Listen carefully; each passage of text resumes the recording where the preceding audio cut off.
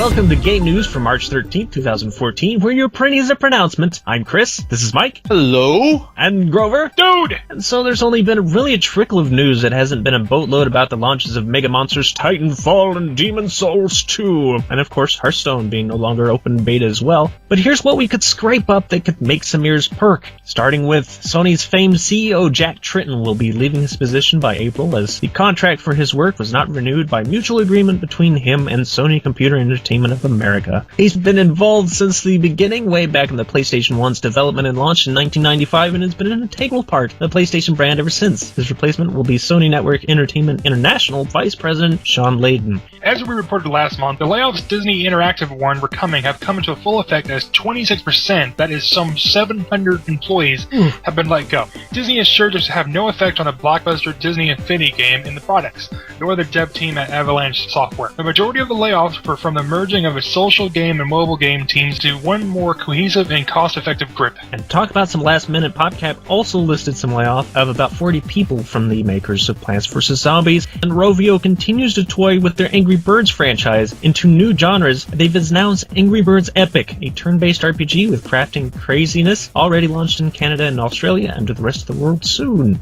Keiji Inafune is at it again, not resting on his laurels in the midst of his work with Yaiba and Ninja Gaiden Z, or with his pet project of the Kickstarter-funded Mighty No. 9. Ooh. During the Bit Summit in Japan, it was actually revealed that he and his studio will be once again partnering with the Inticreates teams for the 3DS downloadable title Azure Striker Gunvolt. The final testing for SimCity's Update 10 is underway before it's allowed to launch sometime soon, though no date has been set. There's plenty of fixes and alterations, but the big deal for the update is, of course, the offline single-player mode that fans have been begging for since before Vanilla launched early last year. And Machinima, likely the largest, though not necessarily most respected, gaming communities on YouTube, and one of the originators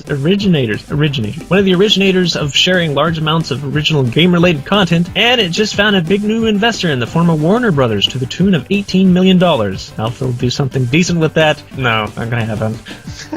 Google continues its preparation to be a force in the gaming world. It purchased peripheral maker Green Throttle Games for an undisclosed amount. It should be noted that one of the company's co-founders is Carl Townsend, the lead engineer for the revolutionary Palm Pilot back in the day. Ooh. One more bit of business news. Chengyu, Asian free-to-play MMO giant, announced that they are switching gears and pouring $600 million into mobile games development, proving yet again the theory that the profits are in the portables. That was game news for March 13th, 2014. Some interesting announcements this week, and we'll try to bring you the next and best we can find for next week. Can you tell I ad-libbed that because I forgot to write an outro again? I fails the internet. It's okay, the internet fails itself half the time, so. My connection. Till next time, everyone. See you next See you next time.